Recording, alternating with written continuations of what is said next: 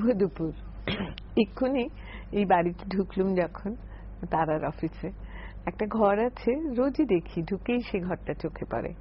আজকে দেখলুম জানলা দিয়ে না ঘরের অর্ধেকটা জুড়ে একেবারে রোদ্দুরের ঝিলিমিলি, ঘরটা হাসছে।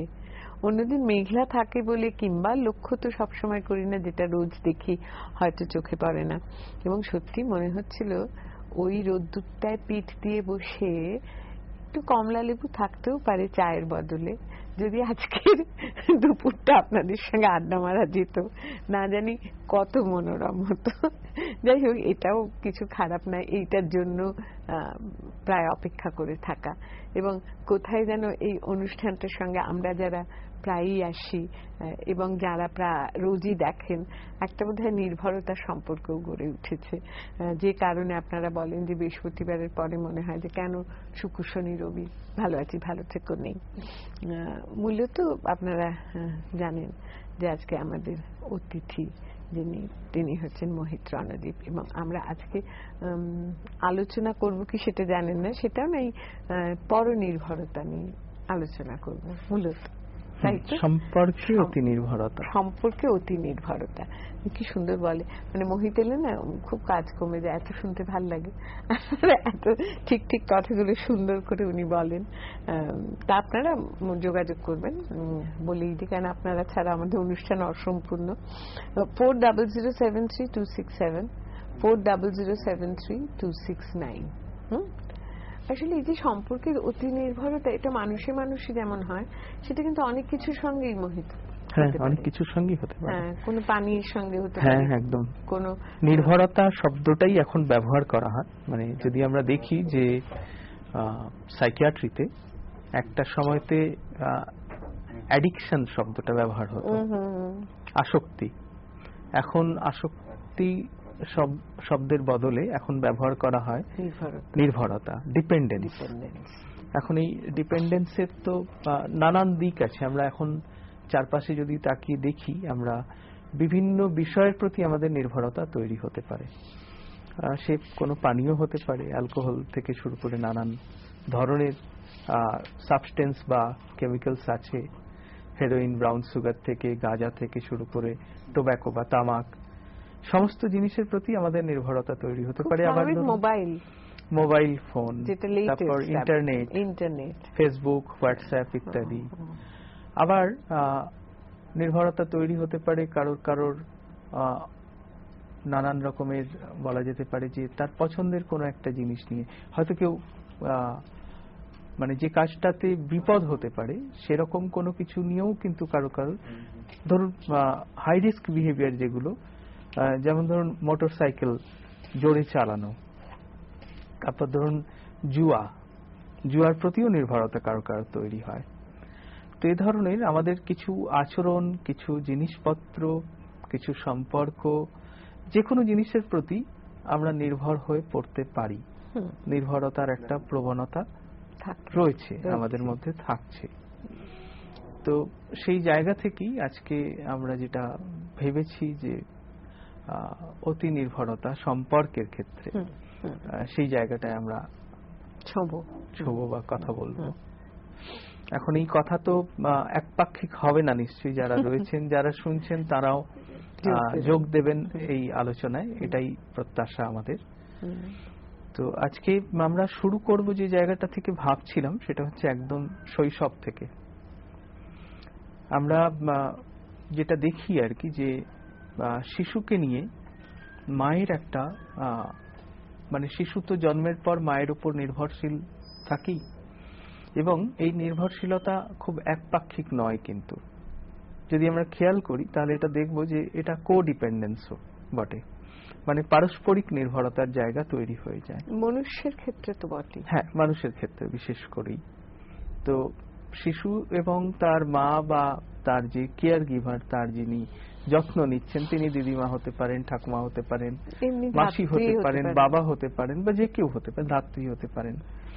তার সঙ্গে একটা ইমোশনাল একটা বন্ডিং তৈরি হয়ে যায়, এবং সেই ইমোশনাল বন্ডিং এর জায়গা থেকেই এক ধরনের পারস্পরিক নির্ভরতা ডেভেলপ করে, যে কারণে কোনো কারণে সেই যিনি যত্ন নিচ্ছেন তিনি যদি দূরে যান তাহলে তার কষ্ট হয়, তার অসুবিধা হয় শিশুটিকে না দেখতে পেলে, কাছে না পেলে। তো এভাবে যেটা হয় যে আমরা এটা বলতে পারেন যে বাংলার জলবায়ুর একটা বৈশিষ্ট্য যে এখানে শিশুর প্রতি মায়ের যত্ন অনেক বেশি লক্ষ্য করা যায় অন্যান্য পৃথিবীর অন্য অনেক প্রান্তের তুলনায়। এইটা সত্য না, এবং মানে এতটাই তাদের উদ্বেগ থাকে, তাদের উৎকণ্ঠা থাকে যে মা বলতে আমরা যেটা বুঝি আর কি যে একরাশ উদ্বেগ উৎকণ্ঠা নিয়ে শিশুকে ভাবছেন, শিশুর কথা ভাবছেন, তার ভালো হোক, তার যেন কোনো বিপদ না হয়, এই ভাবনাটা। আমরা বাবরের প্রার্থনার কথা শুনেছিলাম যে বাবর হুমায়ুনের অসুস্থতায় যে প্রার্থনা করেছেন জানিয়ে শঙ্খ ঘোষের সেই বিখ্যাত কবিতা এই তো জানু পেতে বসেছি। তো আমাদের এখানেও বাবারা যে এরকম ভাবে জানু পেতে বসেন না তা নয়, নিশ্চয়ই বসেন, কিন্তু মায়ের যে উদ্বেগ উৎকণ্ঠা অনেক বেশি থাকে। এখন এই জায়গায় দাঁড়িয়ে আমরা যেটা দেখতে পাই সেটা হচ্ছে যে তার সমস্ত মানে ধরুন জন্মের পর থেকে তার অনেকটা সময় কাটে কোলে। হ্যাঁ, আমি না একজন মা এসে গেছেন, আচ্ছা, তাকে নিয়ে আবার মায়ের কোলে ফিরছে। হ্যাঁ বলুন উর্মিমালা। হ্যাঁ দিদি, আমি কুটঘাট থেকে রুনা দাস বলছি। হ্যাঁ বলুন। হ্যাঁ, আপনাদের দুজনকে আমার প্রণাম। নমস্কার। নমস্কার। এবং আপনাদের অনুষ্ঠান আমার খুব ভালো লাগে, আমি দেখি প্রতিদিনই প্রায়, আমাকে সমৃদ্ধ করেছে অনেক। তো আমার যেটা প্রশ্ন যে আমার ছেলের বয়স হচ্ছে 28, ও একটা সাইকিয়াট্রিক পেশেন্ট ক্লাস 9 থেকে, এবং ও ডাক্তার আন্ডারে আছে, কাউন্সিলিং, নিয়মিত ডাক্তার দেখানো সবই আমি করি, মানে এতদিন করতাম। ওর বাবা বাইরে পড়তে স্টেট ব্যাংকে চাকরি করেন। তো এখন যেটা হচ্ছে ইদানিং যে ওর সাথে আমার একটা খুব মানে কনফ্লিক্ট লাগছে, যে ও বলছে যে তুমি আমাকে ভীষণ নির্ভরশীল করে তুলছো। এই যে ধরুন টিফিন খেতে দেওয়া, খাবার খেতে দেওয়া, ওষুধ দেওয়া টাইমে, হ্যাঁ, এই জিনিসটা ও চাইছে না। ও চাইছে ও নিজের মতন পুরো স্বাধীন জীবনযাপন করবে, যখন ইচ্ছা হবে খাবে, নিজে ওষুধ খাবে, নিজে চলবে, যেখানে যাবে। এই যে বেরিয়েছে, আমাকে বলেও যেতে চায় না যে কোথায়। এটা আমার মা হয়ে টেনশন হয়। তো আমি জানতে চাইছি যে আমার কি করণীয় এক্ষেত্রে। আমি যে পদ্ধতিতে চলছি যে ওকে এখনো এই বয়সেও এই যে আগলে রাখা মা হয়ে, হ্যাঁ, ভালোটা মন্দটা ওকে বলে দেওয়া, এইগুলো কি আমি করব না, কি করব, আমি এইটাই ওনার কাছ থেকে একটু জানতে চাইছি। ওর কি সমস্যা হয়েছিল সেটা কি জড়িত এই প্রশ্নের সাথে? হ্যাঁ, একটু যদি আপনি জানান যে আপনার ছেলের সমস্যা ঠিক কি হয়েছিল। ক্লাস 9 যেটা বলছিলেন। সমস্যা হচ্ছে ওর দুটো ডিজিজ, একটা অবসেশন আর আরেকটা হচ্ছে বাইপোলার ডিসঅর্ডার। আচ্ছা। হ্যাঁ, এবং দুটোই খুব মারাত্মক ধরনের মানে স্টেজে ওর আছে। এবং যেটা ডাক্তার আমাকে বলেন যে দুটো অপোজিট পোলের ডিজিজ, মানে একটা সারাতে গেলে আর একটা বেড়ে যায়, আবার আর একটা অপরটা সারাতে গেলে আর একটা বেড়ে যায়, মানে এরকম একটা ব্যাপার, যার জন্য ও ঠিক সেরে উঠছে না। গত মাস 4 আগে ওকে হসপিটালেও ভর্তি করতে হয়েছিল, মানে এমন অবস্থা। ও বর্তমানে ইঞ্জিনিয়ারিং পড়ে, সিভিল ইঞ্জিনিয়ারিং এর লাস্ট ইয়ার। তো সেই জন্য আমার খুব টেনশন ডাক্তারবাবু, যে কি করে আমি চলবো, আমি একা থাকি ওকে নিয়ে। অপারেশন কেন বলা যায় কি? অপারেশন কেন? আসলে অপারেশন শব্দটা তো আমি বুঝতে পারছি না ঠিক। ডিপ্রেশন বলি আপনাকে, মানে অসুখটা এমনিতে এর দুটো মেরু আছে। একটা মেরু হচ্ছে ডিপ্রেশন বা বিষণ্ণতার যে মেরু, মন খারাপ, কিছু করতে ইচ্ছে না করা, কোনো এনার্জি না থাকা, নিজেকে ব্যর্থ মনে হওয়া, এটা একটা ফেজ থাকে। আর ঠিক এর অপোজিট ফেজ যখন প্রচুর তার এনার্জি, অনেক কিছু করতে চায়, নতুন নতুন আইডিয়া এবং অনেক বড় বড় ধরনের যে সাধারণভাবে তার বলার কথা নয় এমন ধরনের কথাবার্তা বলা, ঘুম চলে যাওয়া, হ্যাঁ ঘুম চলে যাওয়া এবং কিছু কিছু হঠকারী কাজকর্ম করেও ফেলা। তো এইটা একটা ফেজ, মানে এটা এই অসুখের দুটো ফেজ, সেই জন্য এটাকে বাইপোলার ডিসঅর্ডার বলে। এবার যেটা হয় কি, যে যখন আপনাকে মূল জায়গাটা, ওকে কি কিছু প্রশ্ন করবেন না উনি শুনবেন এখন? তাহলে হ্যাঁ আমি তাহলে একটু বলে যাই, আপনি শুনুন। আপনি শুনুন। খুব অনেক ধন্যবাদ, আপনি একদম আমাদের বিষয়ে টেলিফোনটি করেছেন। তো এর দুটো পার্ট আছে, মানে এই সমস্যায় যেটা হয় আর কি, যে যখন ডিপ্রেশনের মধ্যে যখন থাকছেন তখন মানে এটা আমাদের মুডের যে ফ্ল্যাকচুয়েট করে, তো ওঠা এবং নামা হয়, ওঠাটাও এখানে অনেকটা এবং নামাটাও এখানে অনেকটা। এই যে ওঠা আর নামা, মানে ফ্রিকোয়েন্ট ওঠা নামাটাকে সামাল দিতে ঠিক যেরকম করে ভোল্টেজ স্টেবিলাইজার ব্যবহার করা হয় কারেন্টের ওঠানামা কমানোর জন্য, ঠিক সেরকম ভাবে এখানে মুড স্টেবিলাইজার বলে এক ধরনের ওষুধ দেওয়া হয়, যেটা মুডের এই ওঠানামাটাকে খানিকটা অন্তত কমাতে নিয়ন্ত্রণ করতে পারে। পাশাপাশি আরেকটা ওষুধ চলে, যেটা হচ্ছে যে ডিপ্রেশন যদি থাকে তখন ডিপ্রেশনের লক্ষণ অনুযায়ী ওষুধ চলে, আর যখন ওই ম্যানিক ফেজ যখন আসে, মানে ওই অতিরিক্ত উত্তেজনার ফেজ, তখন অ্যান্টিসাইকোটিক ওষুধ দেওয়া হয়। এখানে যারা কেয়ার গিভার, বিশেষত এখানে মায়ের একটা ভূমিকা থাকছে, যে ছেলের মুডের ওঠা এবং নামার যে গতি সেইটাকে ঠিকমতো লক্ষ্য করা। যদি দেখা যায় যে ওপরের দিকে উঠছে, তখন সেই অনুযায়ী ডাক্তারবাবুকে জানানো যে এখন মুড ওপরের দিকে উঠছে, সেক্ষেত্রে ওষুধ কতটা দেওয়া হবে বা ওটা বন্ধ করা হবে কিনা সে সম্পর্কে সিদ্ধান্ত নেওয়া, এবং নামার ক্ষেত্রেও খেয়াল রাখা, যখন সে একটু চুপ করে যাচ্ছে, কথা কম বলছে, ক্রমশ গুটিয়ে নিচ্ছে নিজেকে, সেটাও কিন্তু ডাক্তারবাবুকে জানানো। মানে সেই ফেজটাও খুব ভালো ফেজ নয়, সেটাও বিপজ্জনক। যদি ডিপ্রেশনে থাকে অথচ অ্যান্টিডিপ্রেসেন্ট, এই অ্যান্টিসাইকোটিক যদি চলতে থাকে, তাহলে তার ডিপ্রেশনের মাত্রা আরো বেড়ে যেতে পারে। আবার একইভাবে যখন তার মুড ওপরের দিকে উঠছে, সেই সময় যদি অ্যান্টিসাইকোটিক যদি চলতে থাকে, এই বা অ্যান্টিডিপ্রেসিভ যদি চলতে থাকে, তাহলে মুড আরো ওপরের দিকে উঠে যেতে পারে, এই আশঙ্কাটা থাকে। তো এইটা একটা হচ্ছে যে ওষুধের মনিটরিং এর দিকটা খেয়াল রাখা, এবং ওষুধের ক্ষেত্রে সম্পূর্ণ দায়িত্ব আপনি নিজে রাখবেন। এক্ষেত্রে পেশেন্টের হাতে ওষুধ না দেওয়া, এই কন্ট্রোলটা আপনাকেই রাখতে হবে। এখানে আপনার ছেলেকে আপনার উপর নির্ভর করতে হবে, এটা তার সঙ্গে বার্গেন করে ঠিক করতে হবে। আর অন্য যে বিষয়গুলো রয়েছে, তার খাওয়া, স্নান করা ইত্যাদি আপনি বলে দিতে পারেন একবার দুবার, কিন্তু এগুলো খুব ন্যাগিং না করা, মানে খুব ঘ্যান না করা আর কি। এটা যাতে নিজে নিজে করতে অভ্যস্ত হয়, অন্তত এখন থেকেও তাকে একটু ছাড়ার চেষ্টা করে দেখতে পারেন। সেটা তারই আখেরে সুবিধা হবে, তারই হ্যাঁ সেই সুবিধা হবে। মানে কিন্তু ওষুধের সুপারভিশনটা মায়ের হাতে, ওষুধের ক্ষেত্রে মায়ের উপরই পুরো কন্ট্রোলটা থাকবে। মা ছাড়া বা যিনি দায়িত্ব নিচ্ছেন ওষুধ দেওয়ার ক্ষেত্রে, অন্য কারোকে দায়িত্ব করলে তো আরো বিভ্রাট বাড়বে।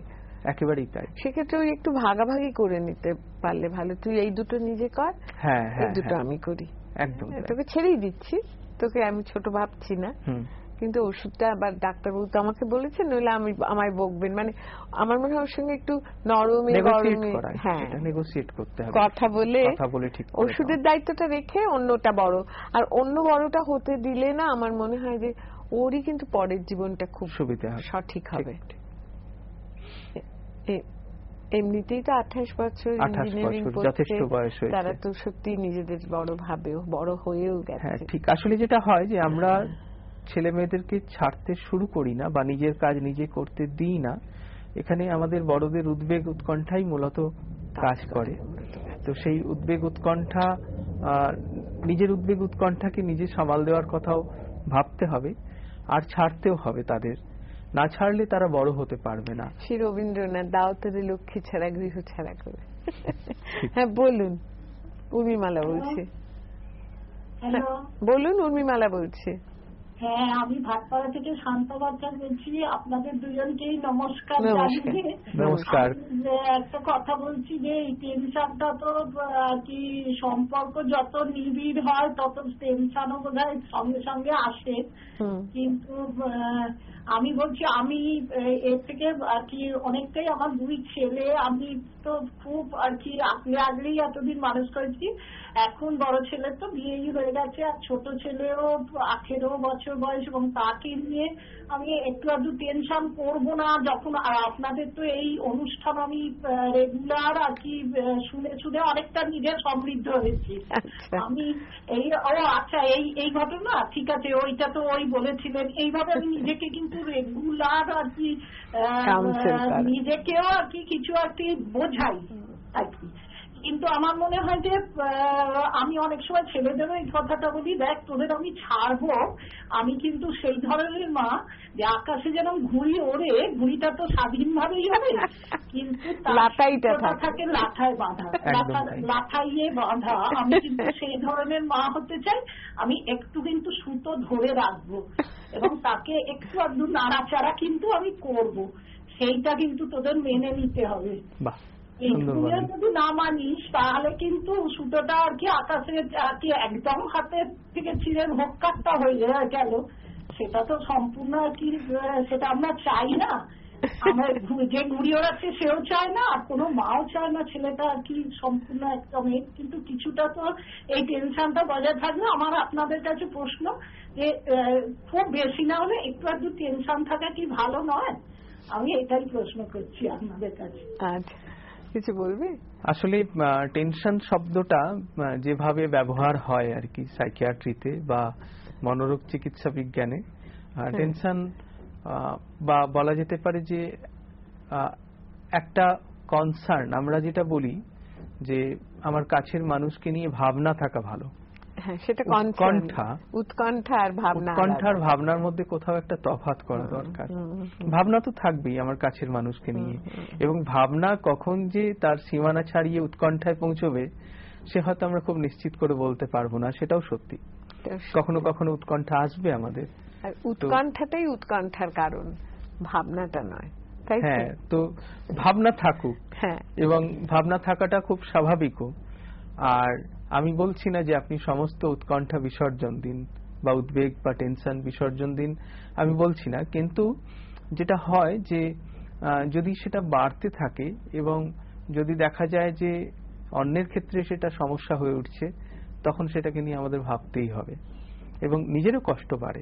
মানে উৎকণ্ঠা আপনার হচ্ছে ঘুড়ি ওড়ানোর মতোই, মানে সুতোটা ছেড়ে খেলবো না একটু। হ্যাঁ হ্যাঁ হ্যাঁ হ্যাঁ, কতটা এই কথাটা আসলে আপনি যেটা বললেন আমার খুব মানে মনে পড়ছে নবনীতা দেবসেন সম্পর্কের ক্ষেত্রে, প্রাপ্তবয়স্ক 2 মানুষের সম্পর্কের ক্ষেত্রে এই ঘুড়ি এবং লাটাইয়ের কথা উল্লেখ করেছিলেন যে যখন দুটো ঘুড়ির মধ্যে প্যাঁচ হয় তখন ঢিল ছাড়তে হয়। হ্যাঁ, যত আমি টানাটানি করব কেটে যাওয়ার আশঙ্কাটা বাড়ে, বেশি থাকে। তো সেটা একটা দিক। এখন সেটা আমরা বুঝি না, ঘটনা হচ্ছে এটাই। এটা যে আমরা জানি না তাও নয়, সেটা হয়তো আমরা সবাই জানি। এই না বোঝাটাও আবার স্নেহের স্বভাব পড়বে। এবং এই নির্ভরতা সম্পর্কে যে আত্মনির্ভরতার যেটি, সেটা একটা অন্য বাঁকে যাব। বেশ, তো আগের বাঁকটা একটু সামাপ করে নিয়ে আগে। মানে আমরা যেটা বলতে চাইছিলাম সেটা হচ্ছে যে এই নির্ভরতা, পারস্পরিক নির্ভরতা, যেটা শিশুকে যদি ছোট থেকে আমরা আমাদের প্রতি যদি নির্ভরশীল করে তুলি, তাহলে সেই নির্ভরশীলতা তাদের যেমন স্বনির্ভর হওয়ার ক্ষেত্রে একটা বাধা হয়ে দাঁড়াবে, আবার আমাদের ক্ষেত্রেও অসুবিধা হবে। কারণ শিশু বড় হয়, এটা আমাদের মাথায় রাখতে হবে। এবং একটা বয়সের পর শিশু যখন স্বাবলম্বী হয়ে যাবে তখন তাকে বেরোতে হবে বাইরে। আমরা বড়রা যদি খুব বেশি ডিপেন্ডেন্ট হয়ে পড়ি তার উপর, তাহলে তখন আমরা কিভাবে সময় কাটাবো, সেটা একটু ভেবে দেখার বিষয় আছে।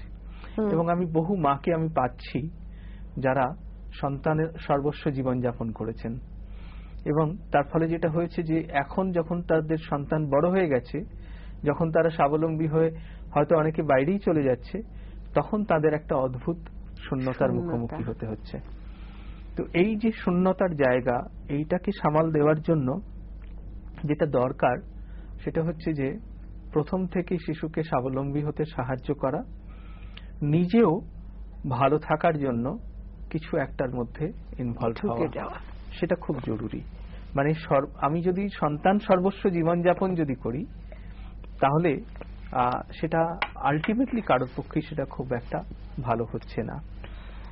আজকে হয়তো আপনার সন্তান খুব কাছে রয়েছে, তাকে আপনার ভালো লাগবে, সবই ঠিক আছে, কিন্তু যখন সে বড় হয়ে যাবে, যখন সে কাজের প্রয়োজনে বা পড়াশোনার প্রয়োজনে যখন সে আপনার আয়ত্তের বাইরে যাবে বা দূরে যাবে, তখন আপনার সমস্যা তৈরি হবে, ওই একাকিত্ব, শূন্যতা ইত্যাদি ইত্যাদি। সেখানেই যেটা খুব জরুরি সেটা হচ্ছে যে নিজের একটা জগৎ তৈরি করা, নিজের একটা আইডেন্টিটির জায়গা তৈরি করা। এটা যদি না হয় তাহলে কিন্তু সেটা আপনার মনের সমস্যা হতে পারে, ডিপ্রেশন ইত্যাদি নানান ধরনের সমস্যা দেখা দিতে পারে। এইটা আমি ছোটদের যে সঙ্গে যে নির্ভরতার জায়গা বড়দের, সেইটাকে নিয়ে আমি এই পর্বটাকে শেষ করছি। আর এর পরের পর্বের জন্য সময় বড় সংক্ষিপ্ত, খুবই সংক্ষিপ্ত। সেটা হচ্ছে যে দুজন প্রাপ্তবয়স্ক মানুষের মধ্যে যে সম্পর্কের নির্ভরতা, এক্ষেত্রেও বিষয়টা একই ধরনের। বলা যেতে পারে যে আমরা যখন কারোর প্রতি খুব নির্ভরশীল হয়ে পড়ি, তখন আমরা তাকে কাছে পেতে চাই অনেকটা সময় জুড়ে, তখন তাকে আমরা চোখে হারাই, তখন আমাদের উদ্বেগ উৎকণ্ঠা তার প্রতিটি মুহূর্ত নিয়ে মনের মধ্যে কাজ করতে থাকে। এই যে উদ্বেগ উৎকণ্ঠা, এই কনসার্ন ইত্যাদি সমস্ত কিছু মূলে যে জায়গাটা কাজ করে সেটা হচ্ছে ভালোবাসার জায়গা। এবং সেই ভালোবাসা কখনো স্বামীর প্রতি হতে পারে, কখনো স্ত্রীর প্রতি হতে পারে, কখনো অন্য কোনো সম্পর্কের প্রতি হতে পারে, কখনো হয়তো দেখা যেতে পারে যে কোনো ভাই বা বোনের প্রতি হতে পারে। নানান ধরনের সম্পর্কের মধ্যেই এই কনসার্নের জায়গাটা কাজ করতে পারে বা এই ডিপেন্ডেন্সের জায়গাটা কাজ করতে পারে। এবং এখানে ডিপেন্ডেন্সের জায়গাটা যদি একপাক্ষিক যদি হয়, যদি বিষয়টা যদি শুধুমাত্র একদিক থেকে হয়, তাহলে অন্যজনের ক্ষেত্রে যে সমস্যাটা দেখা দেয় সেটা হচ্ছে যে তিনি তো সেইভাবে ওই অনুভূতিটা অনুভব করছেন কিনা এটা বোঝা যাচ্ছে না। এটা এক, যে কথাটা আমরা আগেও বলেছি। এবং তার মনে হতে পারে যে আমার পার্সোনাল বাউন্ডারি ভায়োলেটেড হচ্ছে, এটা তার মনে হতে পারে। এটা মনে হওয়াটা খুব অস্বাভাবিক নয়। মনে হতে পারে যে আমার পার্সোনাল বাউন্ডারি এখানে ভায়োলেট করা হচ্ছে। সেখান থেকে তিনি হয়তো আরেকটু দূরে সরতে চাইবেন সেই জায়গা থেকে। অন্য প্রান্তে যিনি রয়েছেন তার তখন মনে হবে যে আমি এতটা কেয়ারফুল এই সম্পর্কটা নিয়ে, তা সত্ত্বেও তিনি কেন দূরে সরে যাচ্ছেন। তার উদ্বেগ উৎকণ্ঠার মাত্রা তাতে আরো বাড়বে। এই ওভার ডিপেন্ডেন্সে যেটা লক্ষ্য করা যায় যে এর ফলে যার মধ্যেই ওভার ডিপেন্ডেন্স তৈরি হয়েছে তার মনের সমস্যা নানান রকমের দেখা দিতে পারে। এক্ষেত্রে তার অ্যাংজাইটির সমস্যা, তার সঙ্গে তার মধ্যে বিষণ্ণতা আসতে পারে, বিষণ্ণতার নানান লক্ষণ দেখা দিতে পারে। তার মধ্যে মনে হতে পারে যে সম্পর্কটাই বোধহয় আর থাকলো না, সেরকম করে সম্পর্কটাই হয়তো নেই। এই একটা আশঙ্কা, একটা উদ্বেগ উৎকণ্ঠা মনের মধ্যে চলতে থাকতে পারে। তো এটা থেকে আমরা মানে বেরোনোর কথা যদি বলতে হয় আর কি, যে এই সম্পর্কের এই বাউন্ডারিগুলো সম্পর্কে আমাদের বোধহয় আরেকটু সচেতন হতে হবে। আমরা এই সচেতনতা অনেক সময়তে হারিয়ে ফেলি ওই তীব্র প্যাশনের জায়গা থেকে। অধিকার বোধ আমরা নিয়ে যাই, নিঃশ্বাসটা আমরা শুষে নিতে চাই। হ্যাঁ, তখন যেটা হয় যে আমরা বুঝতে পারি না যে অন্যজনের এই অনুভূতি কাজ করছে কিনা, সেটা আমরা খেয়ালই করি না, যে তার সাফোকেটিং লাগছে কিনা সেটা আমরা বুঝতে পারি না। তো এখানেই আমাদের আরেকটু ইনসাইটফুল হওয়ার চেষ্টা করা দরকার। আমরা যারা ওভার ডিপেন্ডেন্ট হয়ে পড়ি নানান সম্পর্কের ক্ষেত্রে, হ্যাঁ, আমাদের বুঝতে হবে সেই জায়গাটা, যে আমি ওই বাউন্ডারিটা খেয়াল করছি তো, তার যে একটা পার্সোনাল একটা বলা যেতে পারে পরিমণ্ডল যে আছে। একটা কমফোর্টের বাউন্ডারি, নিশ্চয়ই। এই কমফোর্টের বাউন্ডারিটাকে আমি ভায়োলেট করছি কিনা সেইটা আমার খেয়াল রাখাটা খুব জরুরি। এটা একটা দিক মনে হয়েছে। আরেকটা সেটা হচ্ছে যে সম্পর্কের ক্ষেত্রে যেটা দরকার হয় সেটা মানে এই ডিপেন্ডেন্সের ক্ষেত্রে, ওভার ডিপেন্ডেন্সের ক্ষেত্রে অনেক সময়তেই আমরা যে কথাটা বলছিলাম যে কাউন্টার ডিপেন্ডেন্স, যে দুজনে দুজনকে ছাড়া আমরা থাকতেও পারছি না, অথচ আমরা কথা হলেই প্রচুর নেগেটিভ কথা হচ্ছে, প্রচুর নেগেটিভ কথা, প্রচুর অভিযোগ, অভিমান, ক্ষোভ, দুঃখ এগুলো বেরিয়ে আসছে। এটা অনেক সময় আবার এক পক্ষের হয়, হ্যাঁ, এক পক্ষ শ্রোতা, অনেক ক্ষেত্রে শ্রোতা, অনেক ক্ষেত্রে শ্রোতা, কিন্তু তারও রিঅ্যাকশন কিছু হতে থাকে, গ্রিভেন্সেস থাকে। এইটা একটা দিক আর কি। তো এইগুলো থেকেই বেরোনোর জায়গা বোধহয় ইন্টারডিপেন্ডেন্সের জায়গাটা। ইন্টারডিপেন্ডেন্স মানে আমাকে ওই বাউন্ডারিটা সম্পর্কে সচেতন থাকা, আমার কোথাও একটা ব্যালেন্স করা দরকার। আসলে সম্পর্কের মধ্যে যে প্রত্যাশা আমরা তৈরি করে ফেলি, সেই প্রত্যাশা সত্যি কতটা বাস্তবসম্মত, আমি যাকে চাইছি, যেভাবে চাইছি, সে সত্যি সেটা দেবার মতো জায়গায় রয়েছে কিনা, বা সেই কথা বলবো শুনতে শুনতে আমার মনে প্রশ্নটা জাগলো। বায়োলজিক্যাল রিলেশনশিপ অনেক সময় এই সহ্য করার শক্তিটা বাড়ায়, বা পরস্পরের যে ডিপেন্ডেন্সের, যেখানটা আমার ডোমেনে একজন ঢুকলেও যদি বায়োলজিক্যাল রিলেশনশিপ খুব ঠিক থাকে, সেটা হয়তো পরস্পরকে অ্যালাউ করে। কিন্তু যখন থেকে সেই সম্পর্কে একটা ভাঁটার টান পড়ে, তখন থেকে কিন্তু বিরোধগুলো বেশি স্পষ্ট হয়। এটা কি হতে পারে? বায়োলজিক্যাল ডিপেন্ডেন্স বলতে মানে একটা স্বামী স্ত্রী যে সম্পর্কের জায়গাটা, এখানে আমি ওই জায়গা থেকে বলছি, দুজন অ্যাডাল্ট মানুষের মধ্যে তো কিছু শারীরিক লেনদেনের জায়গাটা থাকে, সেটা যদি একদম ইউ ক্লাস খুব সুন্দর জায়গায় থাকে, সেক্ষেত্রে না অনেকটা আমার ডোমেনে আর কেউ, আমার স্পেসটায় যদি কেউ আসেও অ্যালাউ করা হয়, তারপর সে যখন ভাঁটাটা হয় তখন আর সেটা ভাল লাগে না, কিন্তু আরেকজনের ডিপেন্ডেন্স গ্রো করে যায়। মানে এগুলো আমার চারদিক যে আপিত জীবন থেকে এটা তোমার কথা শুনে মনে হলো যে এটা তো একটা কারণ। না, এটা হতেই পারে, এটা তো একটা দিক। মানে শুধুমাত্র ধরুন আমি বলছি না যে যৌনতাই একমাত্র বেঁধে রাখার জায়গা, কিন্তু আরো অনেকগুলো ফ্যাক্টরস থাকে। মানে সম্পর্কের মানে পরিচর্যা বা যত্নের জায়গায় আরো অনেকগুলো দিক থাকে যেগুলোকে আমরা হয়তো খেয়াল করি না, গুরুত্ব দিই না। সেই দিকগুলো খুব গুরুত্বপূর্ণ। এবং আলু ভাজা খেতে একজন ভালোবাসে, একজন বাড়ছে না, কিন্তু দুজন বা তিনজন মানুষের যে একটা ইউনিট, সেটা হোটেল নয় তো একেবারে, সেখানে তো কোথাও এর ওরটা সয়ে বয়েই তো স্বর্গটা তৈরি হবে। ঠিক, কিন্তু সংঘাতগুলো এইসব জায়গা থেকেই আসে অনেক সময়, মানে যেখানে ইন্টারডিপেন্ডেন্সের জায়গাটা আর কি বিঘ্নিত হতে থাকে। হ্যাঁ হ্যাঁ, আমি সেগুলোই বলছিলাম, সেগুলো কি করে মানে রিপেয়ার করা যায়। মানে এটা যেমন অতিরিক্ত এটা ভালো নয় যেমন, কিন্তু কোথাও তো একটা তুমি কিছু দেবে আমি কিছু নেব, এর ভিত্তিতে তো ভালো থাকা। একেবারে একেবারে পারস্পরিক, বিষয়টা পারস্পরিক। আমি যতই গীতা দে আর ওই হরিধন হই না কেন, ঝগড়াঝাটি যতই করি না কেন, সেই মনোজ মিত্রের বুড়ো বুড়ি সুখসারি ছিল না, মানে বলছি তুমি আমার সর্বনাশটা করেছো, রাগ করছে, ঝগড়া করতে করতে বলছে ওষুধটা নাও। এই যে এটাই তো আসল তোমার সম্পর্ক। ঠিক না, এই কনসার্নের জায়গাটা তো খুব ইম্পর্টেন্ট। এবং ধরুন যত্ন পরিচর্যা সম্পর্কেরও লাগে, না হলে তো হয় না সেটা, তাই না?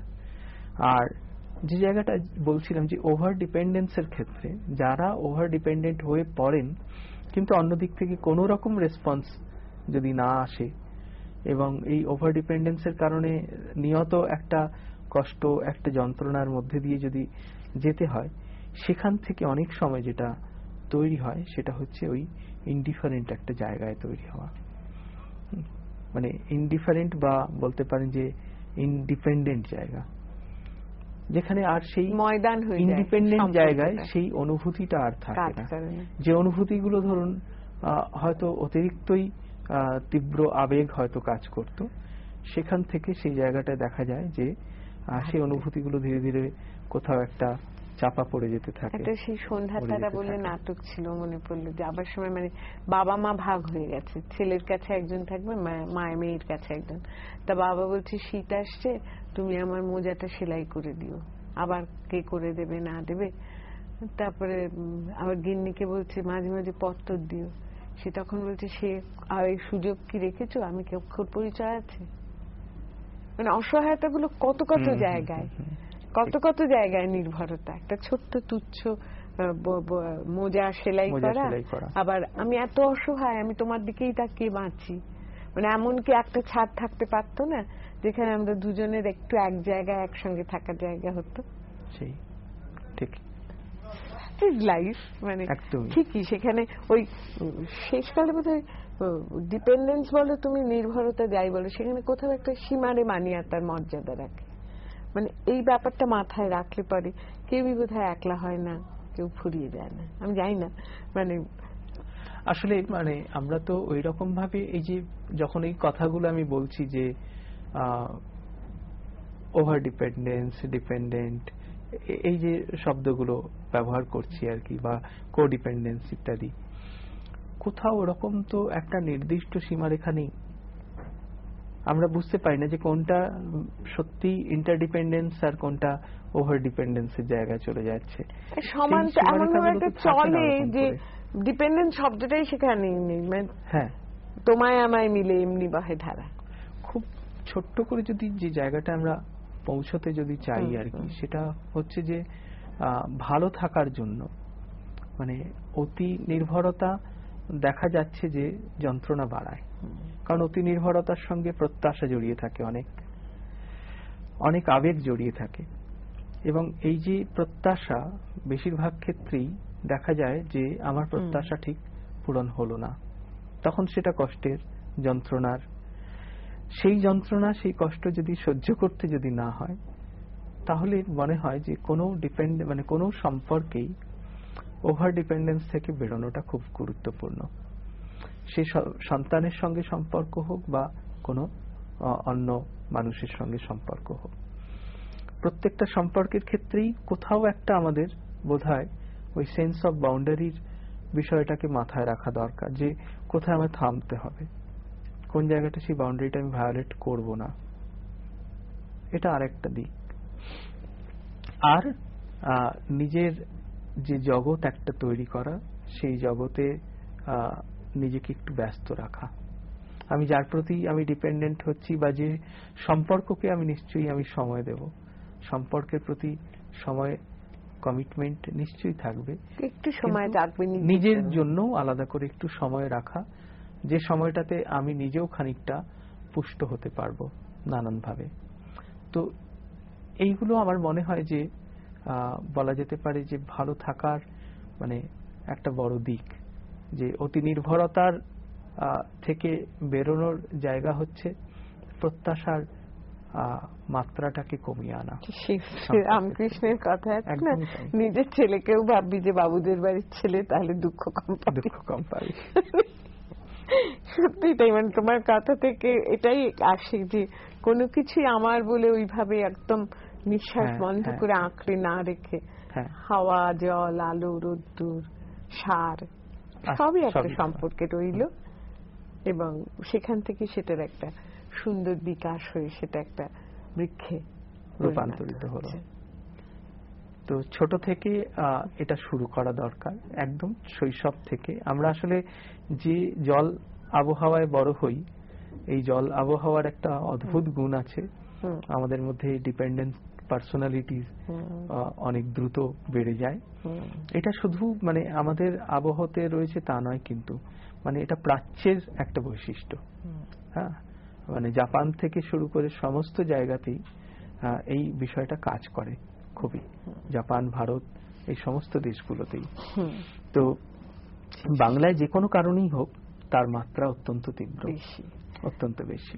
সে জল, হাওয়া, বায়ু সমস্ত মেনে নিয়ে পরস্পরকে নির্ভর করে একটু জানলাটা খোলা রাখতে হবে, যাতে তার মধ্যে দিয়ে রোদ্দুর আসে, হাওয়া আসে, বাতাস আসে, এবং আমরা সবাই কমলা লেবু খাওয়া যায়, কমলা লেবু খাই এবং নিঃশ্বাস নিতে পারি। ভালো থাকবেন, ধন্যবাদ।